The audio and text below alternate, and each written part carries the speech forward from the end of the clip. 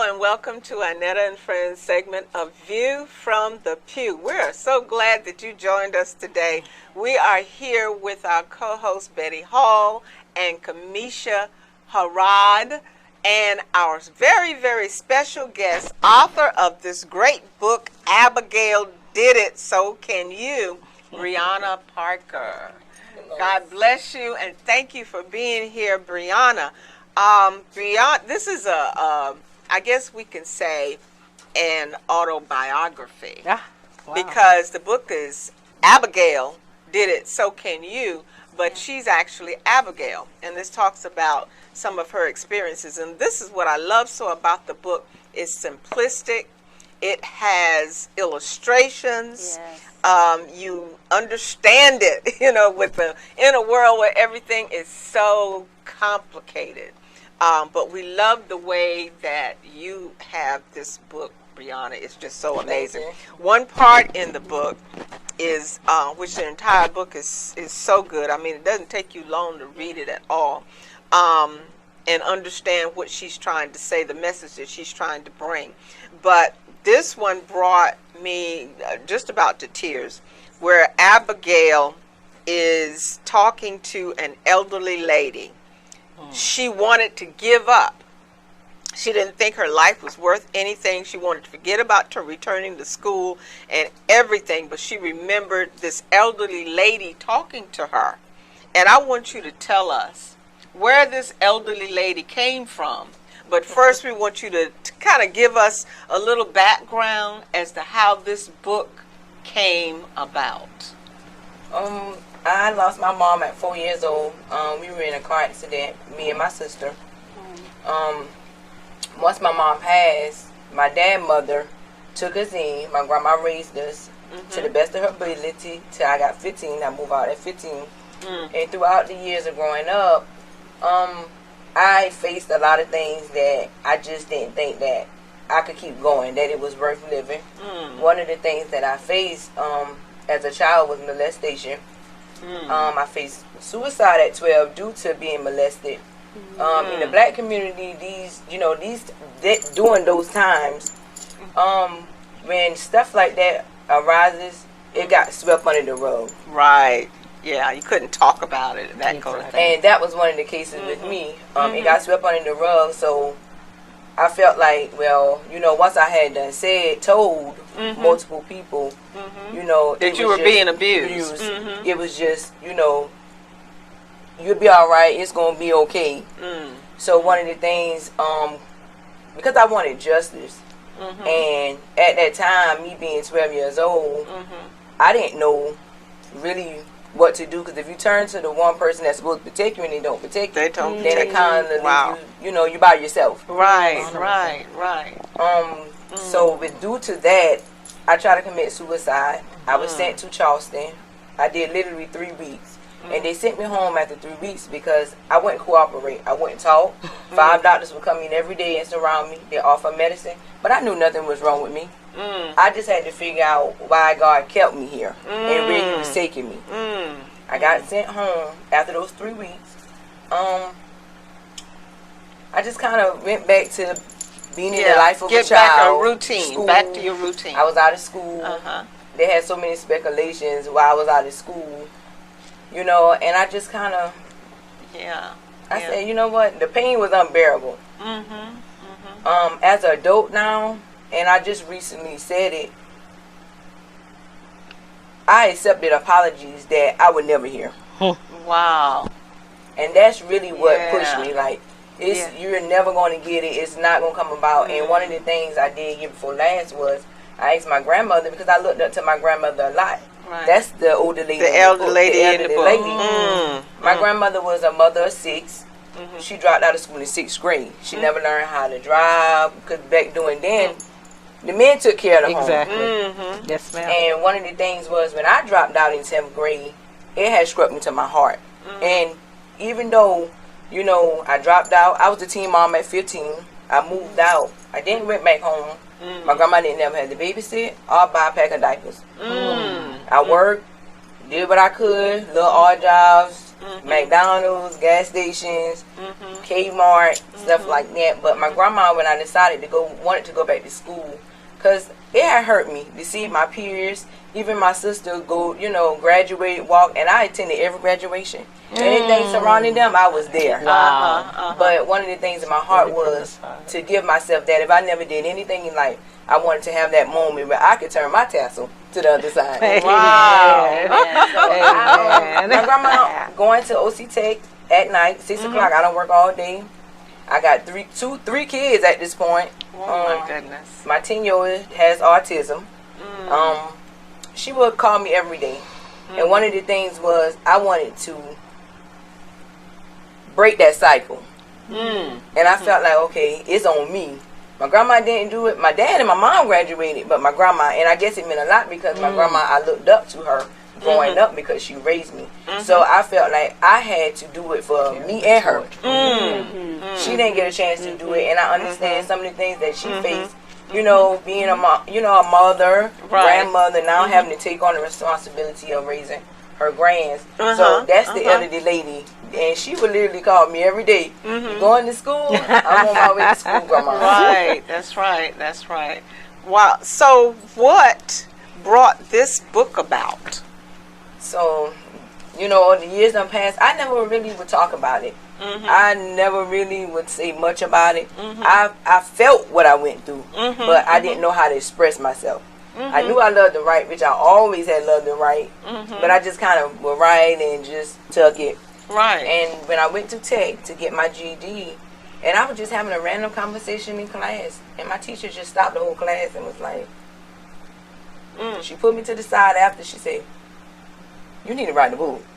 And she said, that particular day when she told me, they also nominated me to speak for my class that year. Wow. Isn't that something? Because they felt like, just you how did you do it? Yeah. And then I took it in, I was like, nah, I ain't writing no book. I don't know nothing about no book. Yeah. And when the pandemic came about and we were home, I just was sitting doing a lot of self-thought, just focusing on a lot of things that I could change within myself. And one of the things were accepting it. A lot of times I was talking about it, but didn't really accept what had happened to me. Acceptance. And in my field of wanting to be a psychologist to help others, I can't help no one else if I don't help myself. So it started with me. Oh, wow. Yeah. It started with me. Yes. And I told God, I said, what's one way I can really have an outlet? I knew I wasn't going to get that apology. I knew I wasn't going to get justice on the physical form, but justice from in the inside.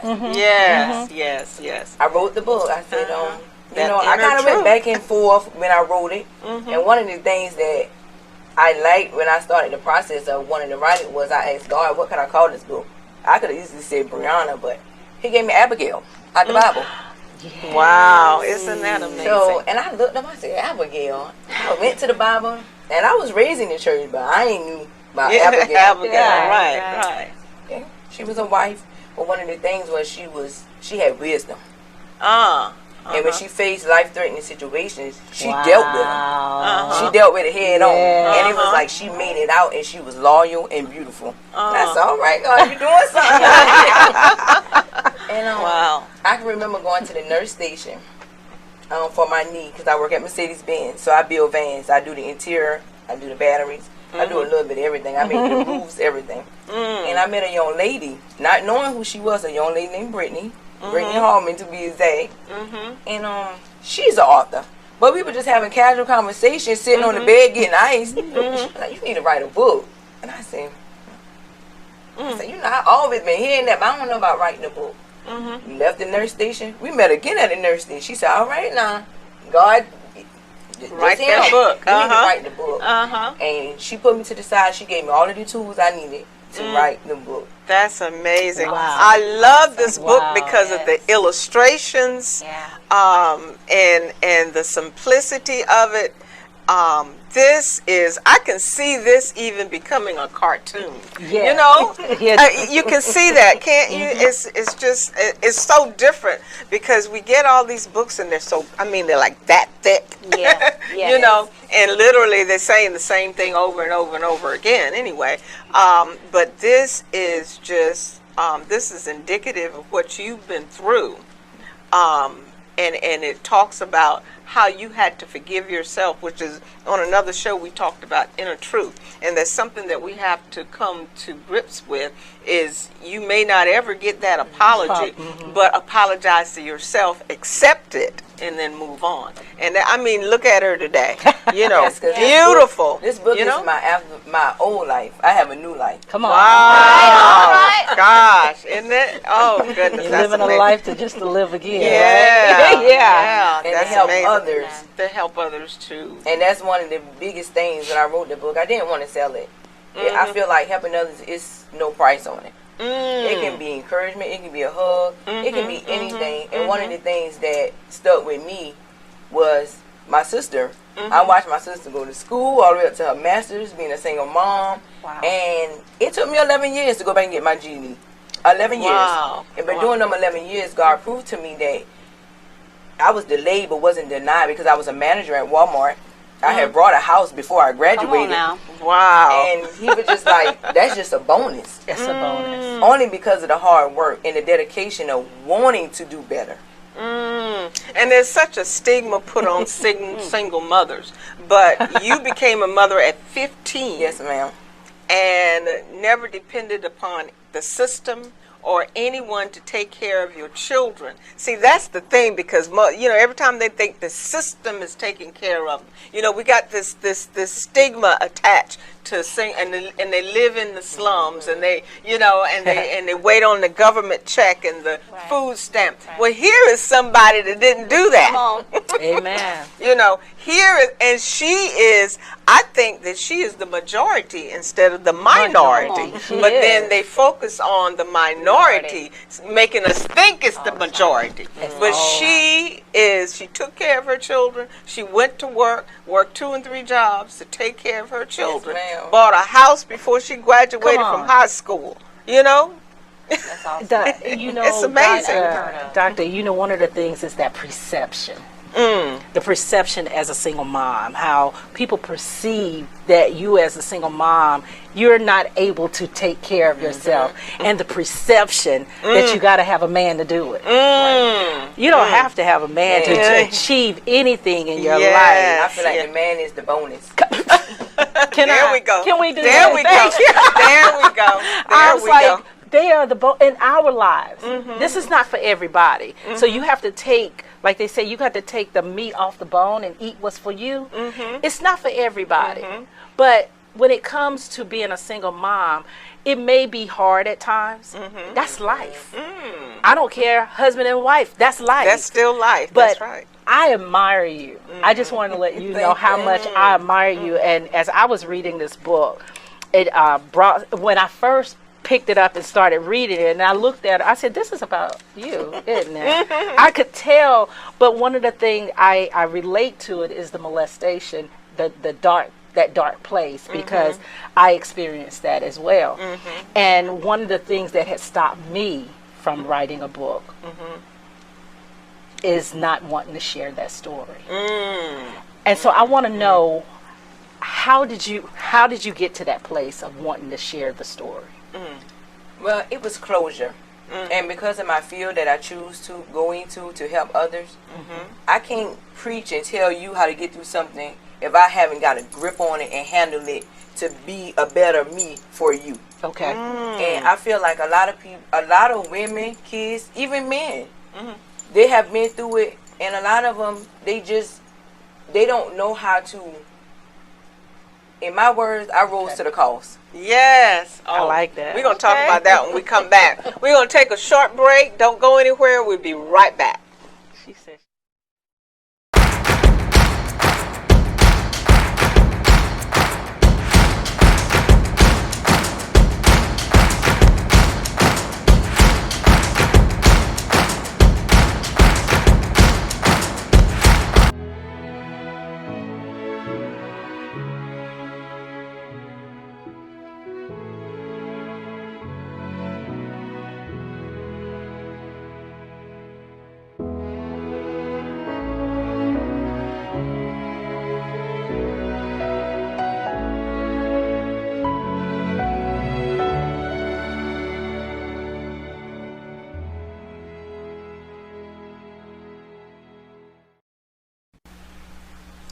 And welcome back to Inetta and Friends segment of View from the Pew. We are here talking today with Brianna Parker, who is the author of this fantabulous book, Abigail Did It, So Can You. We're talking to her today about her journey. She is actually Abigail, and it's in a well-illustrated book for all ages, not just teen girls or teen boys, or it's also for adult women, talking about her struggles, things that she overcame. And I think, Kamisha, you had a question or a comment? Well, we left off on the last segment and you were talking about how you rose to the cause. What inspired you? I think you already shared a little bit about what inspired you to make your dreams and goals a reality, but what would you say to those out there that are going through some of the same things that you experienced in your life? The first thing I would say to anyone out there that's been through anything that they felt like they just couldn't get past or hurted them to the extent where it blocked them from moving forward is love yourself. You have to love yourself first. The second thing is forgiveness. Whether you hear it, forgiveness. Yeah, because that's what's going to open you up, to open yourself up to progress and be who all you ordained to be, and bless others that need you. And that's one of me. That's how I see it. Amen. Yeah, you're so giving with this book, and you wanted to share it so much with other people, and I thought that was so generous, because a lot of times people write books and all they're thinking about is dollar signs. All they're thinking about is how much money I'll be able to make off of my book, and that sort of thing. So I applaud you for that. Just amazing. To me, a lot of people couldn't understand it. When I first wrote the book, I really just wanted to hand them out, like, just give it. And that's because the breakthrough that I got through this book, it was free. I'm free. The breakthrough that she got through with this book was free. Free. But it did cost you something, though, along the way. You did, for those of you were just joining us for the second part of our show, she had been molested. She dropped out of school. She was a teen mother, but she worked. Her mom died early. Her mother died when she was young. But she worked and she pulled herself up. And this is what you see before you today, a beautiful, beautiful woman. Did not depend upon assistance. And that's one of the things that a lot of people can't say that, especially being a teen mother at 15. That's just amazing. I had a plan, but I didn't know myself when in the progress of going through it. But now I look back and I'm like, okay, I understand it. A lot of times we don't, as people, when we go through stuff, we don't know why, we ask why, we don't understand it, but it's the process to get to where you're going. It's the process for you to build yourself where you need to be stronger at in all, different areas of your life. You have to go through to get through. All right. You have to go through to get through. And you're stronger because of it. You own your own home before you even graduated from high school. Without a high school diploma. Really, seriously, how did you do? I know the process of home buying, but how did you do that? One of my best friends had closed on her house. We became friends at Walmart. Okay. And she would always tell me about the USDA. Like, what's a USDA? Which it is a program for single homes. Also, you can be married too, I believe. And I applied 3 times and got denied because of my income. So when I had my last daughter, Azalea, I said, my friend said, she kept pushing me, said, go back, try it again.